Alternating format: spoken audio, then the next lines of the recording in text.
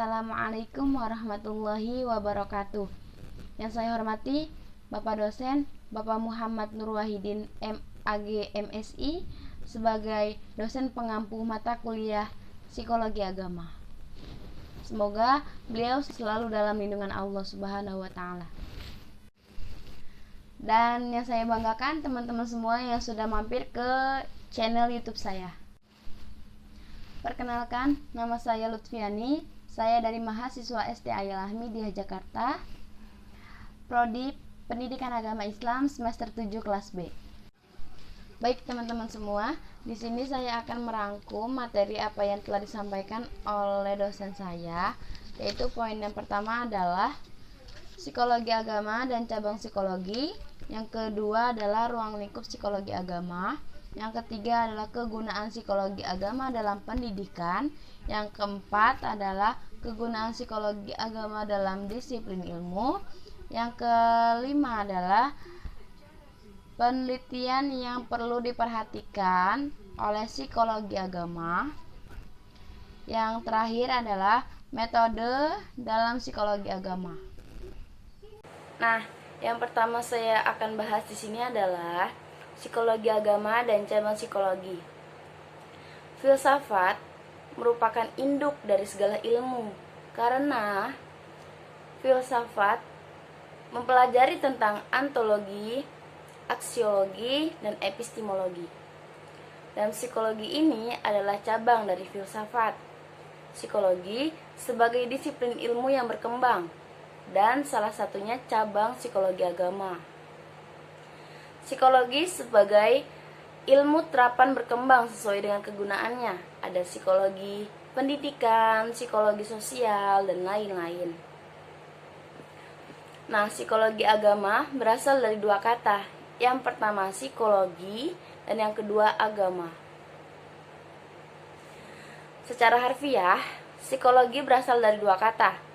Yang pertama psiko, yang artinya jiwa, dan logos, yang artinya ilmu. Jadi, psikologi adalah ilmu yang mempelajari tentang kejiwaan. Nah, definisi ini tidak menimbulkan masalah ketika psikologi masih menjadi satu dengan filsafat. Setelah berdiri sendiri, timbul pertanyaan, apa itu jiwa? Apa sih itu jiwa? Jiwa merupakan sesuatu yang abstrak, tidak bisa dibuktikan secara empiris. Yang tampak adalah gejala, yaitu perilaku. Sekarang, saya akan membahas tentang definisi psikologi menurut para ahli. Yang pertama, menurut Wundt, psikologi adalah ilmu yang mempelajari tentang kesadaran manusia. Yang kedua, menurut Wundt, Ward, dan Marquis, psikologi merupakan ilmu tentang aktivitas-aktivitas individu, baik motorik seperti berjalan dan berbicara, akan tetapi juga aktivitas kognitif seperti melihat, mendengar, dan berpikir, aktivitas emosional seperti tertawa, menangis, sedih, dan sedih. Menurut Branca, psikologi adalah the science of behavior. Jadi, bisa disimpulkan, psikologi adalah ilmu yang mempelajari tentang perilaku manusia, baik yang menampak atau overt behavior maupun yang tidak nampak, invert behavior. Nah, yang selanjutnya ada ruang lingkup kajian psikologi. Psikologi umum mempelajari gejala jiwa yang umum individu yang normal dan beradab. Kalau gejala khusus mempelajari gejala ilmu yang khusus meliputi psikologi industri, psikologi pendidikan, psikologi sosial, psikologi abnormal, dan psikologi agama, dan lain-lain. Dilihat nih dari kegunaannya, psikologi teoritis dipelajari untuk kepentingan ilmu psikologi itu sendiri. Nah, psikologi praktis dipelajari untuk diaplikasikan dalam praktik kehidupan sehari-hari. Dengan catatan, psikologi khusus pada umumnya merupakan psikologi praktis. Nah, selanjutnya di sini saya akan bahas tentang definisi agama menurut para ahli psikologi. Alport dalam bukunya yang berjudul Individual and His Religion mengatakan, agama merupakan perasaan religius yang matang dan didefinisikan sebagai kecenderungan untuk membangun pengalaman, merespon kebaikan dalam cara-cara kebiasaan tertentu pada objek konseptual dan prinsip-prinsip yang individu, menghargai berbagai sesuatu yang pokok dan penting, dan mengerjakan terhadap apa yang dihargai itu sebagai permanen dan sentral. Menurut William James, agama adalah perasaan, tindakan, dan pengalaman individu yang kesepiannya sepanjang mereka melihat dirinya berhadapan dalam hubungan dengan apa yang dianggapnya sebagai Tuhan. Agama menurut Pat, agama adalah sikap serius dan sosial dari individu dan masyarakat berhadapan dengan kekuasaan atau kekuatan yang mereka anggap sebagai pengendali pokok yang mengatur nasib mereka. Kata sosial yang dimaksud dapat dipahami dua pengertian. Yang pertama, hubungan manusia dengan manusia. Yang kedua, sebagai pengalaman religius orang dalam hubungan dengan apa yang dimaksud kekuatan yang mengendalikan itu. Definisi dari para ahli yang tadi saya jelaskan dapat diuraikan menjadi 5 dimensi. Yang pertama, dimensi ideologis. Dimensi ini merupakan bagian keberagamaan yang berkaitan dengan apa yang harus dicapai, kepercayaan atau doktrin agama yang termasuk dalam dimensi ini. Inilah yang membedakan agama satu dengan agama yang lainnya. Yang kedua, ada dimensi ritualistik. Dimensi keberagamaan yang berkaitan dengan sejumlah perilaku. Yang dimaksud dengan perilaku ini bukanlah perilaku umum yang dipengaruhi oleh keimanan seseorang, melainkan mengacu pada perilaku khusus yang ditetapkan agama, seperti cara beribadah dan pengakuan dosa dan lain-lain. Nah, dimensi yang ketiga di sini ada dimensi eksperensial. Dimensi ini berhubungan dengan perasaan keagamaan yang dialami oleh penganut agama, disebut juga dengan religious experience. Dapat berupa kekhususan dalam sholat atau sangat intens seperti yang dialami oleh sufi dan lain-lain. Yang keempat, ada dimensi intelektual. Dimensi ini meliputi sejumlah informasi khusus yang harus diketahui oleh penganutnya. Contoh seperti ilmu fikih dan lain-lain. Dimensi yang terakhir atau dimensi yang kelima di sini ada dimensi konsekuensial. Dimensi ini menunjukkan pada akibat ajaran agama dalam perilaku umum atau perilaku dalam kehidupan sehari-hari. Nah, pembahasan yang selanjutnya di sini ada pengertian psikologi agama. Psikologi agama adalah salah satu cabang dari psikologi yang mempelajari perilaku individu dalam hubungan dengan keyakinan agama yang dianutnya. Nah, yang selanjutnya ada ruang lingkup kajian psikologi agama. Yang pertama ada pengalaman beragama, yang kedua ada perilaku beragama, persoalan keyakinan eksistensi Tuhan tidak dipelajari dalam psikologi agama dan merupakan wilayah dari para teolog. Kemudian di sini ada kegunaan psikologi agama dalam pendidikan. Peran psikologi agama dalam pendidikan Islam lebih memudahkan pemahaman masyarakat dalam menelaah secara komprehensif. Agama tidak memandang hanya sebagian kebutuhan orang-orang tertentu, tapi agama memang menjadi kebutuhan setiap pribadi seseorang yang menjadikan perkembangan pribadi secara psikisnya. Proses penyadaran dan perubahan untuk meningkatkan nilai jiwa keagamaan pun akan mudah dikembangkan Perkembangan kejiwaan seseorang adalah sebuah bentuk kewajaran dan pasti terjadi dalam diri seseorang.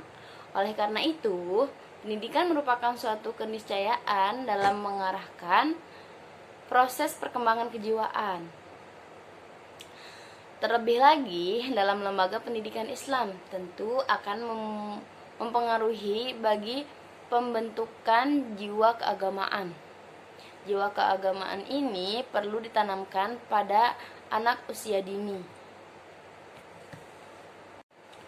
Nah, pembahasan yang selanjutnya ada kegunaan psikologi agama dalam disiplin ilmu lain. Psikologi agama merupakan cabang ilmu psikologi yang meneliti dan mempelajari tingkah laku manusia dalam hubungannya dengan pengaruh keyakinan terhadap agama yang dianutnya, serta dalam kaitannya dengan pengaruh usia masing-masing. Upaya mempelajari tingkah laku keagamaan tersebut dilakukan melalui pendekatan psikologi.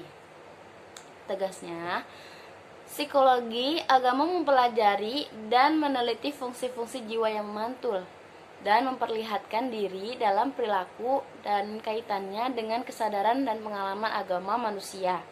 Psikologi agama berbeda dari cabang psikologi-psikologi lainnya karena dihubungkan dengan dua bidang pengetahuan yang berlainan. Sebagian harus tunduk kepada agama dan sebagian lainnya tunduk kepada ilmu psikologi. Sebagaimana telah diketahui bahwa psikologi agama sebagai salah satu cabang dari psikologi merupakan ilmu terapan. Nah, pembahasan terakhir ada metode dalam psikologi agama. Metode yang digunakan dalam penelitian-penelitian psikologi agama adalah metode ilmiah yang mempelajari fakta-fakta yang berada dalam lingkungannya dengan cara yang objektif. Dalam meneliti ilmu jiwa agama, sejumlah metode dapat digunakan, di antara lain seperti dokumen pribadi. Metode ini digunakan untuk mempelajari bagaimana pengalaman dan kehidupan batin seseorang dalam keberagamaannya.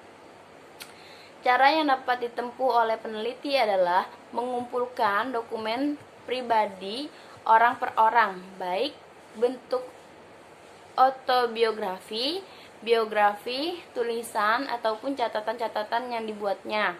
Dalam penerapannya, metode dokumen pribadi ini dilakukan dengan berbagai cara atau teknik tertentu. Di antaranya, teknik motorik, teknik analisis nilai, teknik ideografi, teknik penilaian terhadap sikap. Dan metode yang kedua ada kuesioner dan wawancara. Metode kuesioner atau wawancara digunakan untuk mengumpulkan data dan informasi yang lebih banyak dan mendalam secara langsung kepada responden. Dalam penerapannya, metode kuesioner dan wawancara dilakukan dalam berbagai bentuk. Di antaranya adalah teknik pengumpulan data melalui pengumpulan pendapat masyarakat dan skala penilaian. Nah, yang selanjutnya ada tes. Tes digunakan untuk mempelajari tingkah laku keagamaan seseorang dalam kondisi tertentu. Nah, kemudian ada eksperimen. Teknik eksperimen digunakan untuk mempelajari sikap dan tingkah laku keagamaan seseorang melalui perlakuan khusus yang sengaja dibuat. Nah, yang selanjutnya ada observasi melalui pendekatan sosiologi dan antropologi. Penelitian ini dilakukan dengan penggunaan data sosiologi dengan mempelajari sifat-sifat manusiawi orang per orang atau kelompok per kelompok. Nah, yang selanjutnya ada pendekatan terhadap perkembangan. Teknik ini digunakan untuk meneliti mengenai asal-usul dan perkembangan aspek psikologi manusia dalam hubungannya dengan agama yang dianutnya. Nah, yang selanjutnya ada metode klinis proyektivitas. Dalam pelaksanaannya, metode ini memanfaatkan cara kerja klinis. Penyembuhan dilakukan dengan cara menyelaraskan hubungan antara jiwa dan agama. Kemudian, metode umum proyektivitas. Metode ini berupa penelitian dengan cara menyadarkan sejumlah masalah yang mengandung makna tertentu. Yang selanjutnya ada persepsi nomotatik. Caranya dengan menggunakan gambar-gambar yang sama. Kemudian ada studi kasus. Studi kasus ini dilakukan dengan cara mengumpulkan dokumen. Catatannya hasil wawancara dari lainnya untuk kasus-kasus tertentu. Nah, yang terakhir di sini ada survei. Metode ini biasanya digunakan dalam penelitian sosial yang dapat digunakan untuk tujuannya penggolongan manusia dan hubungannya dengan pembentuk organisasi dalam masyarakat. Mungkin cukup sekian dari apa yang telah saya sampaikan. Kurang lebihnya saya mohon dibukakan pintu maaf yang seluas-luasnya. Wabillahi taufiq wal hidayah. Wassalamualaikum warahmatullahi wabarakatuh.